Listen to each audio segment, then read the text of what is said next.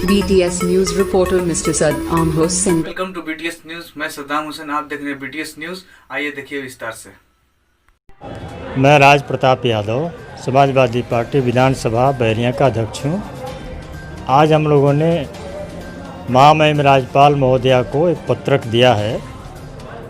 उपजिलाधिकारी बैरिया के माध्यम से तमाम जो जटिल समस्याएं हैं, चाहे वो प्रदेश की समस्या हो, चाहे हमारी क्षेत्रीय समस्या हो, सब पर हम लोगों ने उनका ध्यान आकृष्ट किया है।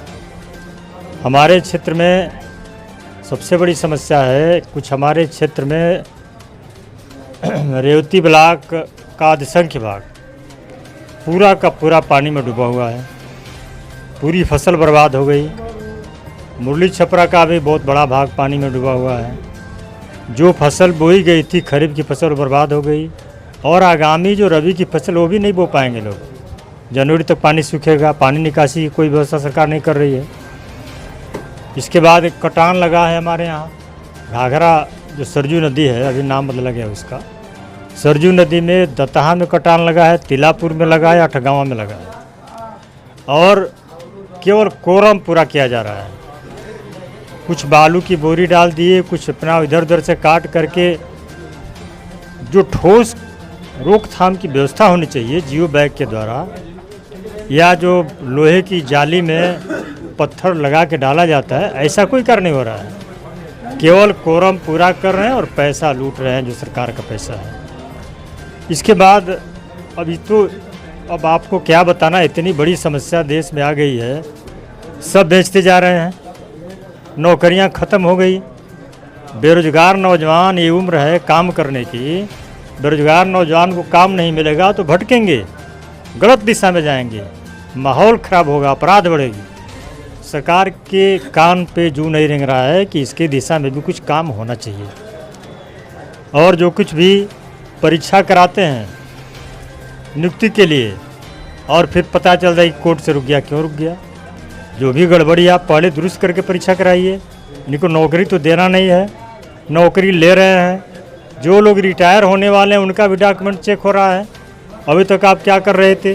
40 वर्ष 30 वर्ष से लोग नौकरी कर रहे हैं और उनका आप डॉक्यूमेंट चेक कर रहे हैं। ये केवल लोगों को बेवकूफ़ बना करके और अपना शासन में जमे हुए हैं और देश का भविष्य बिगाड़ रहे हैं।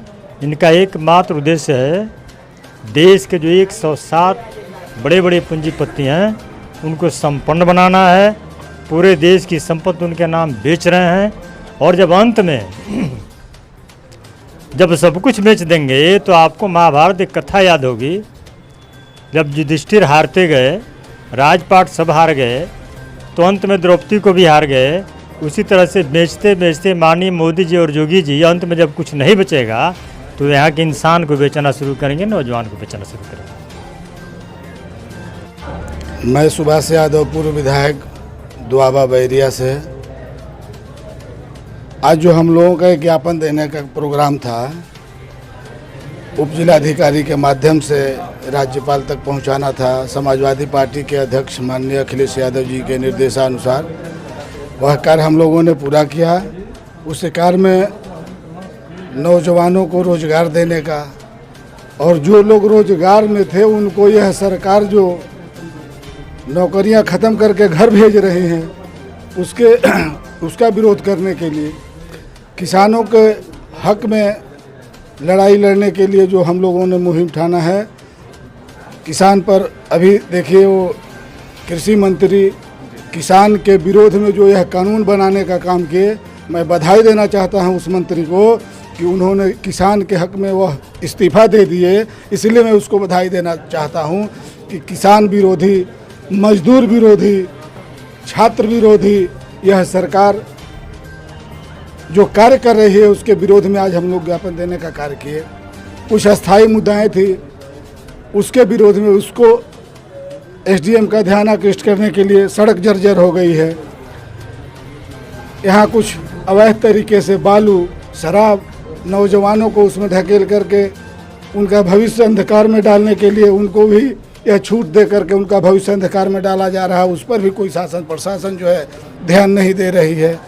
इसके लिए और तमाम महंगाई के मुद्दे हैं। जब इनकी सरकार आई थी तो जहाँ तक मुझे याद है कि एक दाल का रेट जो है 100-150 रुपये या 200 रुपये तक पहुँच गया था। उस मुद्दे को लेकर के इन्होंने सरकार बनाने का काम किया, जबकि आज देख लीजिए सबसे गरीब लोगों के लिए एक आलू जो है पर्याप्त रहता है। यदि किसी को कुछ ना मिले तो आलू से काम चला लेते थे हम लोग, लेकिन आलू आज 36 रुपये और 40 रुपये किलो बिकने का काम हो रहा है। टमाटर, सारी सब्जियां महंगी हो गई है, दाल भी महंगा, सब चीज़ की महंगाई बढ़ते जा रही है। उस समय एक पर इनका विरोध था और इनको समझ में नहीं आ रहा कि हर चीज़ महंगा होते जा रहा है। उसके बाद पहले तो कुछ लोगों के पास पैसे थे जो खरीद लेते थे, आज आप नौकरियों से बाहर निकाल रहे हैं, उस पर भी ध्यान नहीं दे रहे हैं। उसके बाद निजीकरण करते जा रहे हैं, रेलवे को बेचने का इन्होंने काम शुरू कर दिया है, जबकि देश का सबसे महत्वपूर्ण चीज़ और देश का सबसे लाभ पहुंचाने वाला, गरीबों की मदद करने के लिए रेलवे का जो एक सरकार का एक व्यवसाय भी कह लीजिए, उसको यह बेचने का काम शुरू किए हैं। तो मैं उस बात से पूर्णतः सहमत अपने अध्यक्ष जी के बात से हूँ कि निश्चित रूप से यह जब देश का हर चीज़ बिक जाएगा तो देश के नौजवानों को बेचने का यह काम करेंगे, इसलिए मैं इनका विरोध करता हूँ। देखिए अभी कुछ दिन पहले एक आंकड़ा आप लोग को तो हम लोगों से भी ज़्यादा मालूम होगा, LIC से इन्होंने कई लाख करोड़ का पहले कर्ज ले रखा था और उस LIC से जब देश का अर्थव्यवस्था चरमरा गया, उस LIC से पुनः इन्होंने लोन मांग की तो LIC ने पूछ दिया कि आप किस व्यवस्था से मेरा पुराना और अब जो मांग कर रहे हैं उसको लौटाने का काम करेंगे। ये लोग बता नहीं पाए और वो LIC इनको लोन देने से मना कर दी। बताइए देश के सरकार का यह हाल है कि LIC कंपनी भी इनको लोन देना नहीं चाहती है। इससे बदतर क्या हो सकता है। आज मैं देश के लोगों से यह अपील करना चाहता हूं कि भले ही आज हमारे समाजवादी पार्टी की नेता की बात आप न माने न सुने, लेकिन आने वाले दिन में आज -23% GDP चला गया है, उसके बाद भी आप नहीं समझ रहे हैं। 33% चला जाएगा तब समझेंगे, माइनस में 43% जाएगा, उस समय आपके पास कुछ रह नहीं जाएगा कि आप इसको बचाने के लिए एक बीज भी बोएं ताकि वह उग सके। यह बीज तक खाने की तैयारी भाजपा की सरकार, मोदी की सरकार और योगी की सरकार कर रही है। देश के लोगों को मैं सचेत कराना चाहता हूं कि यह अपने ठग की बुद्धि से झूठ बोल करके लोगों को भावनात्मक भाषण दे करके यह लोगों को फंसा करके अपनी सरकार बनाना चाहती है। इसका मैं विरोध करता हूं और